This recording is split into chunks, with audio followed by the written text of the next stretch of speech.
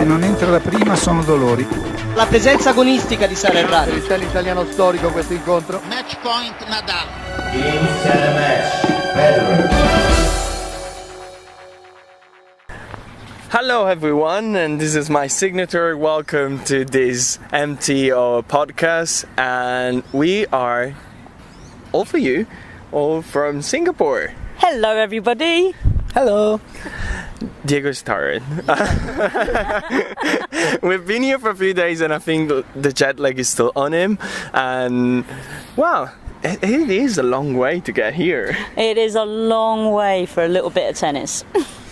But it's well worth it, I think. I mean, like, tennis hasn't started yet and we've had quite some memorable moments already.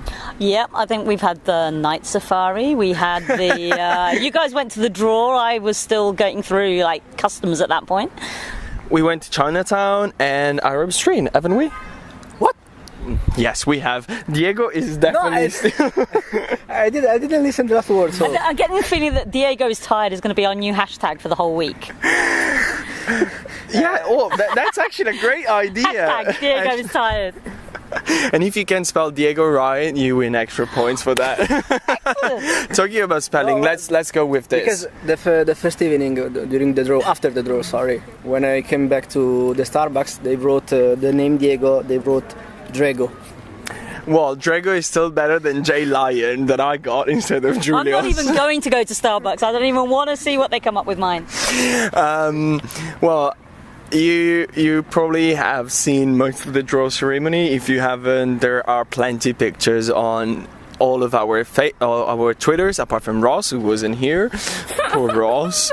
I'm hugging her just for that. But that was the whimpering. But then things get serious because we get the all access hour, even though it's all access 15 minutes. But it was pretty fantastic, and we started with Angie Kerber. What do you want to say about Angie? Angie, and this is where it all kicked off for her. I mean, I remember last year when all she had to do was win a set against Lucy Safarova, that's it. And I remember talking to a German journalist who's a friend of mine, and she was like, oh, this is going to be tricky. And I'm thinking, what? Even I could win a set. What are you talking about? No. Angie caved, and when she came into press that day, she was so upset. Not because she'd lost, or partly, but because somebody had told her that all she needed to do, and she was absolutely furious that somebody had told her that. Literally, as she was walking out, all you need to win is one set, and then you're through to the semi-final. But that was the turning point for her, because in that press conference, once she'd gotten over her ranting, she actually said, I never want to be like this again. Never. And it's been a theme through, I've watched it all the way through Melbourne. It's been a theme all the way through that everybody's brought up. But you had this epic meltdown. So I'm going to be interested. And I don't know, for me, there's a bit of swagger to Angie that we haven't seen. We didn't even see it in Stuttgart, really. Since this year, there's like a little bit of kind of, I'm me. I remember the last press conference last year, the last one, and I was really upset, especially after this match against Lucy.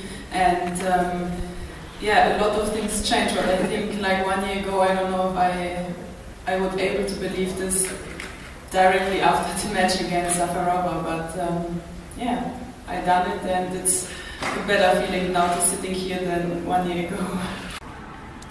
Okay, so Kerber is here as the world number one, obviously for the first time, and she will try to reach the first semi-final at the WTA Finals. I don't know if it's low, but it's of course a little bit different, and it's really special because, for me, last year it was not the best tournament with the pressure with the one set that I had in my mind. But it's nice to be back here, and I will just try to do it better than last year. And it's of course nice to be back in the WTA Finals. This is always my goal when I start the year, and to coming back here as the top seeded right now is just a little bit better feeling than last year. Well, what to say about Kerber? She won a maiden title in Aussie Open, then she backed it up with a final at Wimbledon, another final, this time victorious at the US Open, world number one, silver medal at the Olympics. So we asked her, just pick one moment, and that was quite tough for her to choose one. This is too tough. I mean, I mean, of course, this year the first special moment was in Australia when I won my first Grand Slam. I mean, this feeling I will never forget. But after that, a lot of more following. So it was like, I don't know, it's tough to pick one. I mean, also with the New York, this was a really special tournament for me and also in my career where everything starts 2011 and Olympics as well. I mean, I was always dreaming to win the medal, so this time I won. I mean, I had a lot of great moments this year.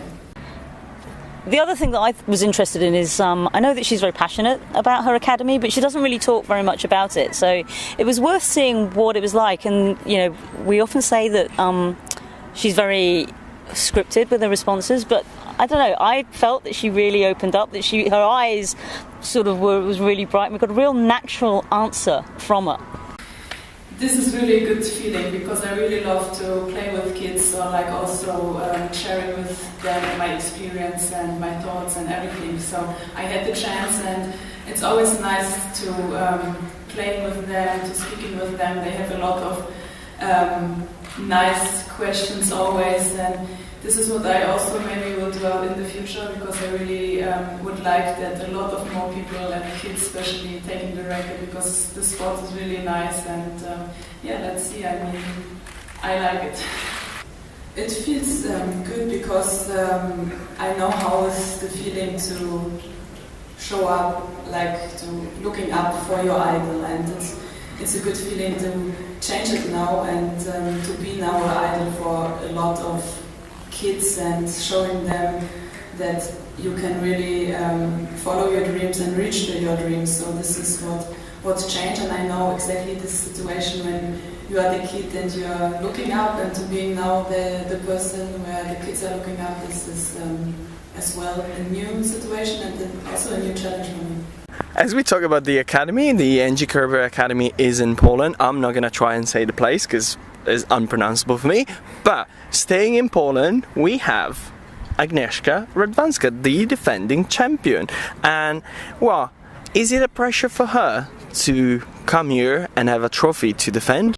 Well, there's always more pressure when you really have to defend a big title, a lot of points, but on the other side, when you top 5 or 10, you pretty much defending every week, more or less. So just try not to really think about it, and of course try to just repeat what I did last year. Of course, it's always great to be back in the day, and a lot of good memories, and as we were on 10-5, so I really feel like it was a really well. So well, it's always great to come back, especially that you know, we couldn't, like, I really hope that it was to play that just tennis here and try to do the same. I think the thing with Aga is last year she looked like a stunned mullet when she won, and she has that same reaction now when she looks back at some of her hot shots. It's like, I did that? Oh, cool! Yes, sometimes I am. You know, on court you don't have much time to think. Tennis is getting faster and faster, and everything is pretty much an interaction. So when I sometimes see just a particular ball, I'm really surprised myself that yeah, I did it. So it's very interesting that I can surprise myself sometimes as well. Well, I think sometimes when you have this half a second to think what you're going to do with the shot, I think most of the players maybe will kick as strong as possible, and everyone maybe just wanted to do something else because I can't really hit as strong as others. So that's why I was always trying to do something else and just use my head. This is the third year of Simona Halep in Singapore, and we all remember the final she played in 2014, when we can say she was pretty close to the title, not in terms of the score because it was a 6-3, 6-love for Serena Williams, but the fact that she beaten Serena 6-2, 6-love in the round robin. And yeah, we're gonna listen to what she said in the press conference about what it means to come back here. It means a lot because, in my opinion, this tournament is very special because here are the best 8 players in the world, and every match is like a final, and you have no idea what to expect. You just come and play every match as good as you can. I don't have expectations. Of course, I want to win every match I play here, but it's going to be difficult. It's the last tournament of the year, and I'm trying just to stay focused, to give everything I have one more week, and then to take a big holiday.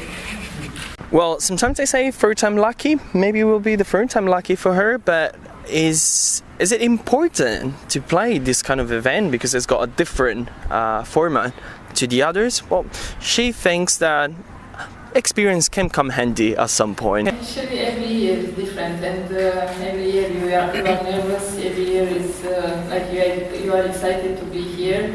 Of course, first year you have more energy, like wow, let's see how it's gonna work. I felt this in 2014.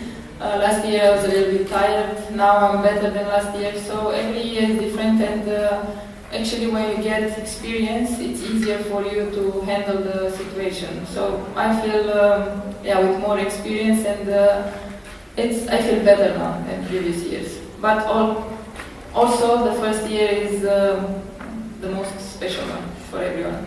Yeah, for sure I put everything behind me. I just want to take like a new year, new tournament, and actually the experience from 2014 is helping me, but still it's gonna be, every match is gonna be tough, so I don't want to think about any other results. I just want to take match by match and to see how far I can go here. I think the most endearing thing is that she's had a break, and she's a new auntie. And God, is she happy, because nobody actually cares about her anymore. It's like, I'm not the important one. I have a niece. I'm happy. The previous 2 years I had my family here, but now I'm not any more important. My niece is the most important person in my family, and they're at home. So I'm alone just with my team. And another joke that she broke there is that basically she said that she's looking forward for a big holiday, but if you think about holidays of tennis players, you generally think about beautiful Maldives, beautiful beaches. Well, not with Simona, because she is desperate for some cold weather. Same, but first I will go home to spend some time with my niece, to see her growing up, and then cold for sure in Romania. Well then, Karolina Pliskova is one of the many new names to this WTA Finals 2016, and by her press conference, but first of all by her outfit at the draw ceremony, she's not scared to make an impact here, because she came in with a very daring dress. Very daring dress. I liked it really much, but that was quite bold from her, and even a bolder statement was that when people introduced her at the press conference yesterday, I personally asked her what it feels like to have such a long introduction, and listen to what she said. I was really listening, but obviously I know all my results during the year, so it feels great, and especially that Mountain States was, I think, the best one so far in my career, so really excited about it, and really excited to be here in Singapore. Like I said already a few times, last year I was pretty close to get here, but in the end I just was missing a few points and a few rounds actually in any tournament, but I was not able to make it. I went to Dubai, but still I had a great week there, but really excited this year to be here. And then she talks about the pressure to be here for the first time. I don't feel any pressure. I would say there's pressure during all the year on all the players. But this is the best tournament what you can play, so I don't feel pressure. There's other girls which are in front of me, so I would say I'm not the favorite for winning this one, but I'll just do my best for win every match and do anything what I can to go out of the group. We all know I have a very tough group. There's Aga, defending champion, so it's not going to be easy, but I'm just going to enjoy it. It's not happening every that you're going to get here, so I'm just going to enjoy the chance that I have the chance to play here. Of course, last year Muguruza looked a certainty for going through to the final. We all thought we were going to see Muguruza and Sharapova, and she kind of was stunned, I think, in the semi-final. So and she was so dominant in the round robins. So we kind of asked her what pressure she feels, given that she'd had such a good start last year. I don't think anybody has a lot of pressure in this tournament because it's the best eight. Everybody here has won maybe a Grand Slam or finals or a lot of tournaments or world number one. So I mean, everybody can lose with everybody. So I remember last year was an incredible battle. I ended up exhausted, and I was playing also singles and doubles. So I think this year is going to be good for me to concentrate on my singles and just try to, win the round robin all the matches and to be, to be good. And then she talks about the situation to be here for the second year in a row, but in a different situation from last year. I was thinking this the other day, and I'm like, man, it's so good to be back here. It means like you're being one of the best 8 players of the year. It's proof there, and I feel part of something incredible. Everybody is here fighting for the last trophy. I think it's a great achievement. No matter what happens, just to be for all of us here is already a great thing. And then I think, like, similar to what we said to Kerber, that sometimes it feels like she's a bit guarded during the press conferences. I think, what the hell is this animal? Well, there's a pterodactyl or a raptor about to take us out, but that's okay. Okay, well, I was saying that about Kerber. I think also Muguruza can be like that sometimes. She charms you because she's got this smile and very lovely voice and attitude, but sometimes you feel like she can be a bit guarded, but she wasn't. When you could feel it also in the tone of her voice when she was talking about her role as a role model for little girls who pick up tennis, and she went even more further to all small girls. I don't know if it's actually WTA, but I always try to, to show that I look forward for something. Since I'm a kid, I always dream to be good in tennis, in my case, and I really work hard for that, and I try my best, and I want to show to other girls that if they want to do something, and they put their effort, like me, like other girls, they can do it. So it's basically more about looking forward to something and go for it than actually playing tennis, or they can run, they can study, whatever, but that self-power? Another first-timer we have is Madison Keys, and this has again been a fantastic season for her. One that I think she's managed to stay upright and intact for even longer, and here's what she had to say about that. I'm really excited to be here. It was a big goal of mine, and it's always been a big goal of mine to make the finals, so being here is a huge accomplishment for me, but I definitely want to do well here and prove that I worked really hard to get here, and I'm here for a reason. Keys is in the group red, and now she explained what she feels, what she thinks about the player who are in that group. Everyone here is tough, and no matter what group you're in, you know it's going to be a tough match every single time. Everyone has obviously done really well to get here. So knowing I was going into that group, I just knew, either way, I was going to think, oh wow, that's tough first round. And, just really looking forward to getting up there and playing matches finally. It's a big opportunity. It shows, these are some of the best players of the year. And the good news is that I have beaten them before, so I do know I can do it. And I'm just really looking forward to going out and playing the other women who have been playing the best of the season. Well, similarly to Simona, she is here with no family, and she also had a bit of a joke about the fact that she's been here alone all week. I'm by myself. Sisters are in school, mom is working and looking after sisters, and they at least know where I am this week though.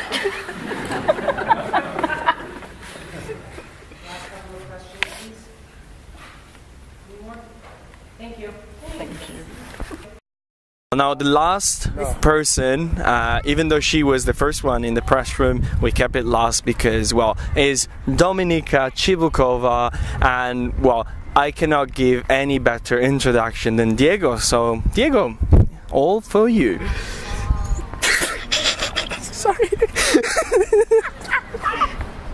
By the way, I'm not cutting this, so it's just staying. Oh my God. I tried. Just for the benefit of listeners, imagine a little prepubescent girl seeing One Direction for the first time and literally lying on the floor in the fetal position with hysterical giggling. That's pretty much Diego right about now. Okay, I try. Okay. So Dominica is here for the first time, and she came here after an incredible 2016 with the 6 finals, 3 titles, her first title on grass, and a lot of victories. First time in her career she won 50 matches in the WTA Tour in 1 year. And yeah, she came here after an incredible week in Linz, where she was forced to win the title. I was pretty happy to finish it with the title Linz. You know, it was really important for me that I won there. You know, I'm not, it's not every day happening that I'm coming to the tournament and I have to win it to get somewhere, and I'm actually winning the tournament. So it was just a great week for me, and all happened so quickly. And in 2 days I flew here. So it's just. It's just so, it feels so good to be here, and it was something I was really looking forward for a few years. So it feels like dreams come true to be here. Well, as a few other players, well, she is here and she's already won a title, because the title she won is the Fan Award, the WTA Fan Award, or whatever is the name, for Comeback Player of the Year. But how did she make it possible to come back so strong, actually stronger than before injury? Yeah, there was a lot of hard work, and it was just, it was after the injury. I have to say it was really hard. Everybody knows who's coming back from the injury that it's not easy when your ranking drops, and you have to go. It looks like it seems like again. So it wasn't easy. I wasn't seated at the tournaments, but I had just one big goal, to come back, and I did everything for it, and that's what just happened, and I add to my team an extra person. I'm working with a mental coach that is really, really helpful, and it's just all those small details, comes together. Of course, being vertically challenged as I am, I kind of feel an affinity towards Domi, maybe more than my male counterparts here. And here's what she thinks about being the shortest, and I totally relate. Yeah, I would say I'm the shortest everywhere I go. So I'm used to it, and that's the way I am. But I know my opponent from yesterday, Giulio. She's number 1 in the world, and I'm really looking forward for this match. I want to get ready 100%, and I want to have a good start at this tournament. I've never been here, so it's a new experience for me, but I want to go there and give 100% on the court, and let's see what's going to happen. I'm still trying to get used to the balls, to the surface, so this tournament is much different than all the others. You can lose some, you can win some, and still go forward. So I want to start my journey here pretty good tomorrow. So now this is it this is from yesterday. It will serve as a good introduction for all of you to these fantastic WTA finals. We are walking back to the media room because matches will start in a couple hours. It's raining, but as you do, because this is the Singapore, man.